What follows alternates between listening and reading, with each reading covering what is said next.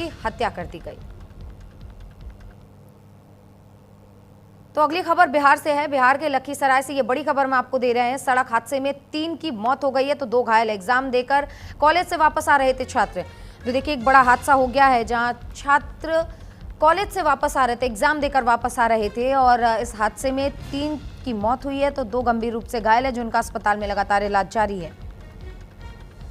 लखीसराय का ये पूरा मामला जहां सड़क हादसे में 3 छात्रों की मौत हुई है, 2 घायल हैं, उनका इलाज लगातार चल रहा है। इस बीच ये देखिए तस्वीरें भी वहां से निकलकर सामने आई। सनसनी फैल गई है अचानक से इलाके में क्योंकि 3 लोगों की मौके पर मौत हो गई है और ज़रा समझिए कि हादसा ये कितना भीषण रहा होगा जिनके वजह से मौके पर ही 3 लोगों की मौत हो गई तो 2 गंभीर रूप से घायल भी बताए जा रहे हैं। एग्जाम देकर ये छात्र लौट रहे थे लेकिन ये घर नहीं लौट पाए।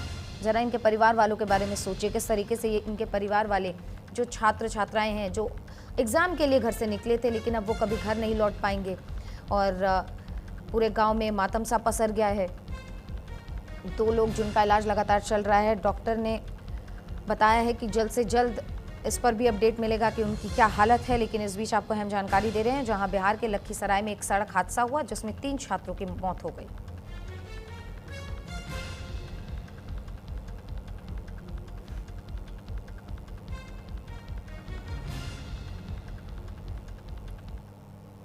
तो एक और बड़ी खबर आपको बता देते हैं जहां दिल्ली में एसएससी एग्जाम में धांधली का आरोप लगा है। टीसीएस पर लगे हैं धांधली के आरोप। एक रात पहले रद्द की गई थी परीक्षा। परीक्षार्थियों ने एसएससी से कार्रवाई की मांग की है। पूरा मामला क्या है ये भी आपको बता देते हैं। यूपीएससी के बाद स्टाफ सिलेक्शन कमीशन के एक सेंटर ने शिकायत दर्ज की है कि यहां सेंटर पर एग्जाम देरी से जानबूझकर करवाया गया जिससे बच्चों का भविष्य खराब किया जा सके और इसमें गड़बड़ी को लेकर अब बहस तेज हो गई है।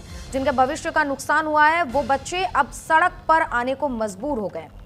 इसको लेकर न्यूज इंडिया के संवाददाता आंचल ने एसएससी अभ्यर्थियों से बातचीत की है। क्या कुछ उनका कहना है आपको वो भी सुनवाते हैं।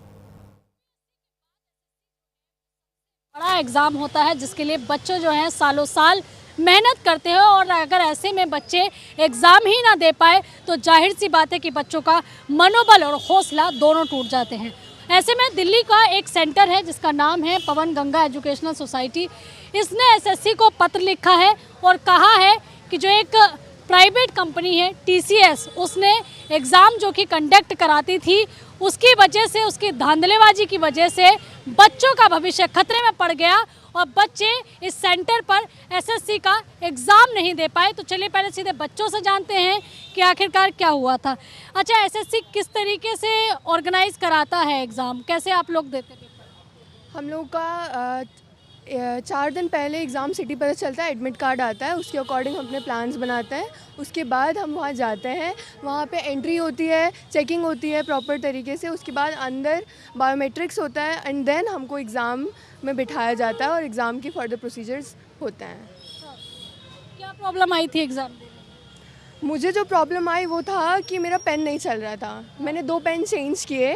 उनका जो पेपर क्वालिटी था वो इतना ख़राब था कि उससे अच्छी पेपर क्वालिटी तो मैं जो एडमिट कार्ड लेके गई थी उस पेपर की थी। वो बहुत ही बेकार तरीके से, इतना छोटा पेपर, उससे ज़्यादा तो मॉक में लग जाता है जो पेपर उन्होंने प्रोवाइड किया था। और पेन इतना छोटा था, 3 रुपए के पेन भी इतने छोटे नहीं होते जितना एसएससी ने यूज़ किया है। सारा खर्चा एसएससी ने कैमरोज पे लगा दिया है और वहाँ की कटौती उन्होंने पेपर और पेन पे कर दिया है। साफ यही दिख रहा है। सर्वर वगैरह की और माउस वगैरह की प्रॉब्लम हो रही है। और जो रफ कॉपी है उसकी साइज़ थोड़ी छोटी है, इसलिए हमारा दोबारा हम एग्ज़ाम नहीं दे पाए थे। एग्ज़ाम तो दे लिए थे लेकिन हमारा टाइम वेस्ट होता है। हम दोबारा रफ कॉपी लेते हैं ना उसमें तो हमें टाइम लगता है, उसमें हमारी 10-15 सेकेंड चल जाती है। तो एक बड़ी रफ कॉपी हो तो हमें टाइम उसमें कवर हो जाए तो हमारे को लेने की दिक्कत नहीं आती फिर बाद में।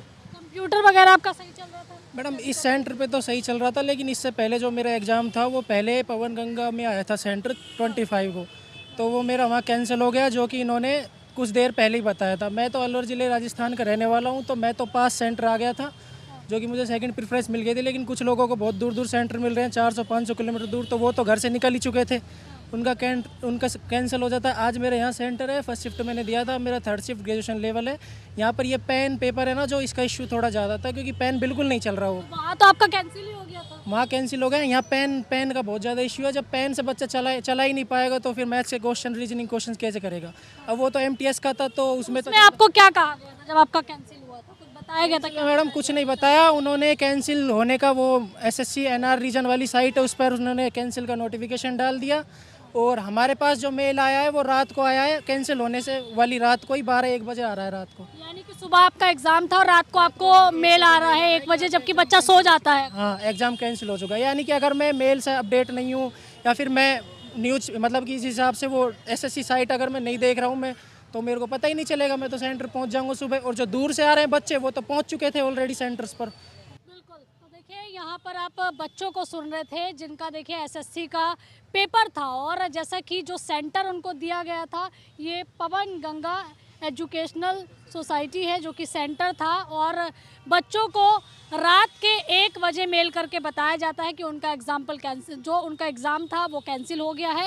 हालांकि इस पूरे मामले को लेकर देखिए जो एग्ज़ाम का ये सेंटर था उसने यहाँ पर SSC को चेयरमैन को पत्र लिखा था, और जिसमें देखिए उन्होंने सीधे तौर पर जो है इल्ज़ाम लगाया है एक ऐसी कंपनी पर जो कि पहले एग्ज़ाम जो है SSC का कंडक्ट कराती थी। और सीधे तौर पर देखिए कई तरह के जो चीज़ें हैं जो कि क्योंकि बहुत बड़ा ये बहुत सारी डिटेल हैं जो कि इन्होंने लिखी है। TCS के ऊपर ये इन्होंने इल्ज़ाम लगाया है। इन्होंने कहा है कि TCS की धांधलेबाजी के चलते जो है SSC का एग्ज़ाम देने वाले बच्चों का एग्ज़ाम कैंसिल करना पड़ा, और यही कारण है कि ये लंबा चौड़ा जो पत्र है एग्ज़ामिनेशन सेंटर की तरफ से SSC को लिखा है, और साथ ही TCS पर इल्ज़ाम लगाया है, आरोप लगाया है। अब ये देखना होगा कि जिन बच्चे जो कि बच्चे दूर दराज से आते हैं, कोई जयपुर से आया था, कोई राजस्थान से आया था, कोई झारखंड से आया था, इन बच्चों का कहना है कि हम निचले तबके के बच्चे हैं, और अगर ऐसे में हमें अचानक से एग्ज़ाम हमारा कैंसिल कर दिया जाएगा और ऐसे में अगर किसी की भी गलती हो तो इस पर संज्ञान कौन लेगा। आप ये देखना होगा कि ये जो लेटर लिखा गया है SSC को एग्ज़ामिनेशन सेंटर की तरफ से, इस पर क्या कुछ कार्रवाई जो है SSC लेता है। कैमरा पर्सन मनीष के साथ में आंचल यादव, न्यूज़ इंडिया, दिल्ली। तो जाहिर सी बात है बच्चों को कड़ी मेहनत करनी पड़ती है SSC के एग्जाम के लिए, और ऐसे में धांधली की खबर जब आती है तो बच्चों का मनोबल भी इससे टूटता है। अब देखने की बात होगी कि SSC इस पर क्या कार्रवाई करेगा। यहाँ रुकेंगे एक छोटे से ब्रेक के लिए।